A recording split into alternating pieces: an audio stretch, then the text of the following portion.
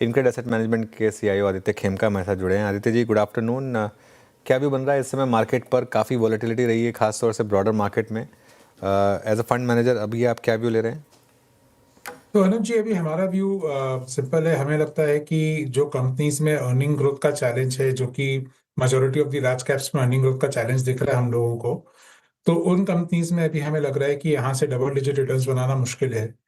तो हमारे राय में हमें वो कंपनीज में इन्वेस्ट करना चाहिए जहाँ पे अर्निंग ग्रोथ कम से कम डबल डिजिट हो एंड वैल्यूएशंस रीजनेबल हो, आउट ऑफ वैक ना हो।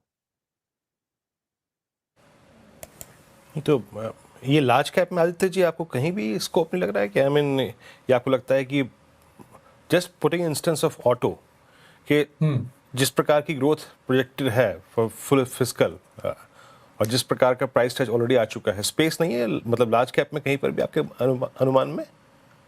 नहीं, सिलेक्ट स्टॉक्स हैं। फॉर इंस्टेंस ऑटोज तो हमें नहीं लगता कि बहुत अच्छा करेंगे यहाँ से, सिंपली बिकॉज ऑटोज का लास्ट के 2-3 महीने का जो डेटा आया है वो जीएसटी कट के कारण शायद थोड़ा सा इन्फ्लेटेड डेटा है। बट एक बार देखते हैं कि दिसंबर क्वार्टर के बाद नंबर्स कैसे आते हैं, जनवरी फरवरी मार्च में नंबर्स कैसे आते हैं, वॉल्यूम नंबर्स। क्योंकि हमारी राय में शायद ये जो आपको नियर टर्म में वॉल्यूम ग्रोथ दिखी है, ये जीएसटी के कट से ड्रिवन थी और ये पेंटअप डिमांड था, जो डिमांड अब सिस्टम से शायद निकल गया है। एंड इसलिए हो सकता है कि जनवरी फरवरी मार्च में हमें वॉल्यूम ग्रोथ कम या नेग्लिजिबल देखने मिले एंड उससे फिर वापस इन स्टॉक्स पे प्रेशर आ सकता है। बट लार्ज कैप्स में जहां हमारा व्यू थोड़ा कंस्ट्रक्टिव है, वो है लार्ज एनबीएफसी पीएसयू बैंक्स की तरफ। हमें लगता है कि लेंडिंग बिजनेस में asset quality almost bottom out हो गया है और यहाँ से asset quality should improve. And अगर एसेट क्वालिटी इंप्रूव होती है प्लस लेंडिंग ग्रोथ आता है, तो वहां पे PSU banks and large NBFC are a good play. Okay, PSU banks और large NBFCs large cap space में अच्छी लग रही है। Aditya Khemka ji, good afternoon. श्रेया बात कर रही हूँ। अगर आप इस 2025 की बात करें तो कैपिटल मार्केट थीम ने अच्छे खासे रिटर्न्स जनरेट करके दिए हैं जिस स्पेस से आप आते हैं, और आज भी देखिए ये अच्छा परफॉर्म कर रहे हैं। इस स्पेस को लेकर आपका व्यू क्या है? सी, कैपिटल मार्केट्स के जो स्टॉक्स होते हैं ये मोस्टली मार्केट वॉल्यूम से इम्पैक्ट होते हैं। तो आज का जो एनवायरनमेंट है हमारा, we are sitting in environment जहाँ पे लिक्विडिटी बहुत ही सरप्लस है एंड एवरेज निवेशक के पास या एवरेज इन्वेस्टर के पास आज के डेट में इक्विटी को छोड़ के बहुत ही कम विकल्प रह गए जहाँ पे उनके अच्छे रिटर्न्स बन रहे हों। एंड हेंस वो इन्वेस्टर्स कैपिटल मार्केट या इक्विटी में बार बार अपना सेविंग्स और अपना इंक्रीमेंटल सेविंग्स इन्वेस्ट कर रहे हैं। एंड आई थिंक वो ट्रेंड कंटिन्यू करेगा एंड इसलिए कैपिटल मार्केट्स पे हमारा व्यू पॉजिटिव है, कैपिटल मार्केट स्टॉक्स पे हमारा व्यू पॉजिटिव है। हाँ, लेकिन हम बहुत वैल्यू कॉन्शियस हैं एज इन्वेस्टर्स। तो जो बहुत एक्सपेंसिव स्टॉक्स हैं उनमें हम बेसिकली बहुत इन्वेस्ट नहीं करते। हम इन्वेस्ट करते हैं उन स्टॉक्स में जहाँ पे हमें वैल्यूएशन और अर्निंग ग्रोथ दोनों का एक बैलेंस मिले। ओके, हाँ, वो दिखा इक्विटी इनफ्लोज में जो एमफी का डेटा आया आदित्य जी आज। इक्विटी इनफ्लोज जो है वो महीने दर महीने अगर आप देखें तो 21% बढ़ी है। सही किया आपने बात।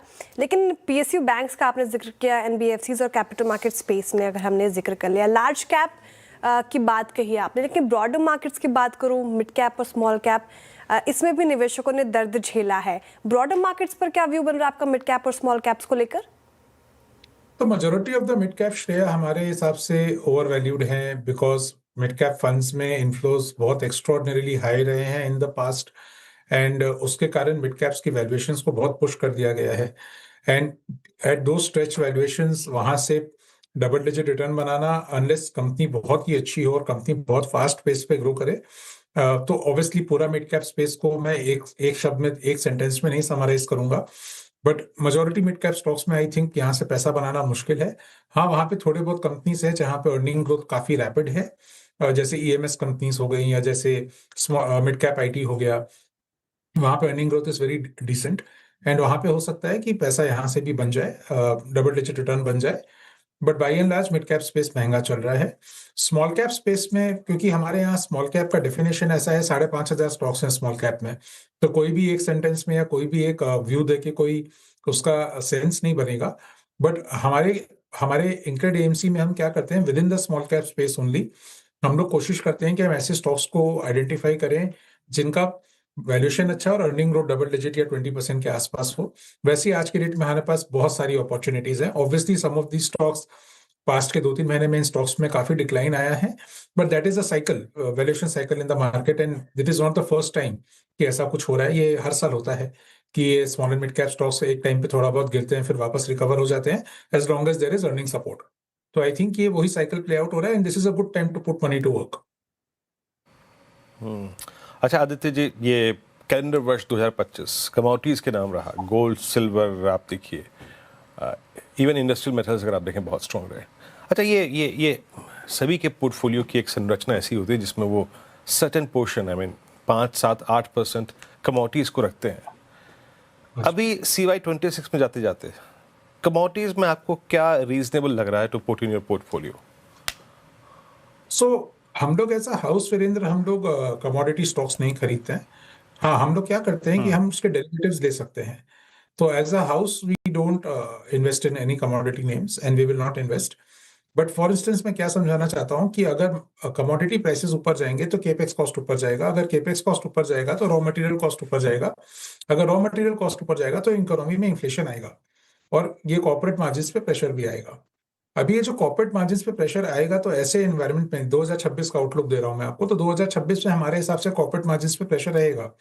ना अगर कॉर्पोरेट मार्जिन्स पे प्रेशर होने वाला है तो आपका पैसा ऐसे स्टॉक्स में जाना चाहिए जहां पे उन कंपनीज में, उनके बिजनेस में ये एबिलिटी है कि वो ये मार्जिन्स के प्रेशर को अपने कंज्यूमर को पास ऑन कर सके। तो हमारी नजर में वैसी कंपनीज जैसे फॉर इंस्टेंस FMCG है, या हेल्थ केयर है, या NBFCs हो गए, या बैंक्स हो गए, इन कंपनीज में ये एबिलिटी होती है कि वो अपना हायर कॉस्ट अपने कंज्यूमर को पास ऑन कर देते हैं, बिकॉज इनके पास वो प्राइसिंग पावर है। तो हम वैसी कंपनीज में भी इन्वेस्ट कर रहे हैं जहां पे इन्फ्लेशन होने के बावजूद रिटर्न्स अच्छे आते हैं, बिकॉज वो अपना pricing pressure, raw material cost inflation अपने इन्वेस्टर को पास ऑन कर पाते हैं। ओके आदित्य जी, हमने आईटी की अभी तक बात नहीं की, एक बड़ा सेक्टर और इसमें भी काफ़ी उतार चढ़ाव देखने को मिले। एआई को लेकर काफ़ी सवाल उठे, लेकिन अब कहीं ना कहीं लग रहा है, और जो रिपोर्ट्स मैंने पढ़े वो कह रहे कि एआई अब अच्छा साबित होगा आईटी के लिए। क्या अब आईटी एक समतल जमीन ढूंढ रहा है और ये स्पेस में अब क्या हालात सुधरने के संकेत दिख रहे हैं आदित्य जी आपको? सो आईटी में भी देखिए कुछ कंपनीज है, जैसे हमारे पास आईटी में कंपनी है इंटेलेक्ट डिजाइन अरीना। अभी वो कंपनी एआई सॉल्यूशंस पे काम कर रही है, वो अपने कस्टमर्स को एआई सॉल्यूशंस ऑफर करती हैं, और वो सॉल्यूशंस ऑफर करने के कारण ये अपने आप में एआई पे एक प्ले है। हमारे पास एक और भी 2-3 कंपनियां हैं हमारे पास, जो हमें लगता है कि AI with in IT universe वो एआई पे कहीं ना कहीं एंसिलरी इंडस्ट्री एआई का वो प्ले कर रही हैं। बट अगर आप लार्जर आईटी कंपनीज की बात करें, इन्फोसिस, TCS टाइप की कंपनीज, तो हमारे गणित के हिसाब से शायद ये कंपनीज ने एआई बस को मिस कर दिया है, बट इनके पास बैलेंस शीट है। तो कल को ये हो सकता है कि ये कंपनीज अपनी बैलेंस शीट यूज करके कोई एआई सेंट्रिक कंपनी को खरीद ले, या एआई का कोई प्ले बना ले by using the balance sheet, by acquiring other AI companies. So as of now हम लोग बड़ी आईटी कंपनीज पे नहीं इंटरेस्टेड है, सिंपली बिकॉज उन पे कोई एआई प्ले नहीं है, एंड जो आईटी सर्विसेज की इंडस्ट्री है वो बाय एंड लार्ज कमोडिटाइज हो चुकी है, उसमें ज्यादा कंसिस्टेंट ग्रोथ, ज्यादा मार्जिन बचा नहीं है। तो हम लोग देख ही सकते हैं कि लास्ट के 10 साल का TCS का टॉप लाइन ग्रोथ और बॉटम लाइन ग्रोथ दोनों 9% रहा है, which one can argue is lower than nominal GDP growth of India over the last 10 years। तो हमें लगता है कि ये स्पेस काफी कमोडिटाइज हो गया है, एंड हेंस हम लोग अभी उन कंपनीज को ज्यादा फोकस कर रहे हैं जहां पे एआई का प्ले हो, and even if it is a ancillary play. चलिए आदित्य जी, बहुत अच्छी रही आपसे आज ये बातचीत, बहुत बहुत शुक्रिया आप इस कार्यक्रम में शामिल हुए और आपकी प्रेफर्ड स्पेस और सेक्टर्स पर अपनी राय रखी। आपने बहुत बहुत शुक्रिया इस कार्यक्रम में शामिल होने के लिए।